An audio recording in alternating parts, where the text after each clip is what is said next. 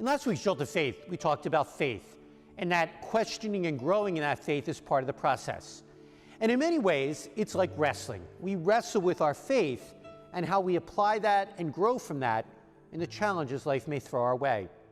And one of my favorite lines from Scripture is in the book of Genesis. We hear how the patriarch Jacob literally wrestled with God. He wrestled with the Lord before Jacob became Israel, the great patriarch through which God would initiate and fulfill his promises to Abraham. And if we think about it, when someone's wrestling, you have to stay grounded. Because if you're in a wrestling match and you lose your balance, that's how your opponent throws you and eventually pins you and you lose. So when I'm wrestling with a hard topic, how do I stay balanced in my faith?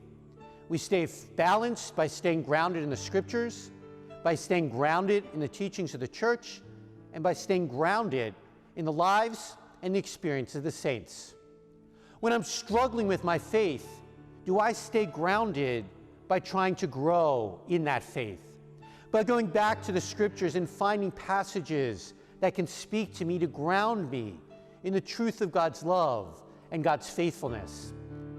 When I'm struggling with my faith, when I'm wrestling with a hard issue, do I stay grounded by going to the catechism to learn what the church actually teaches about something, to help me grow my knowledge, but also grow my faith?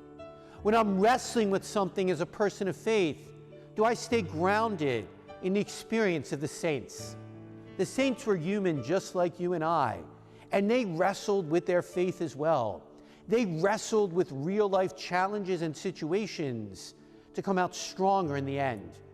Three of my favorite saints that we can relate to: St. Augustine, in his Confessions, we see wrestling with his desires versus his faith.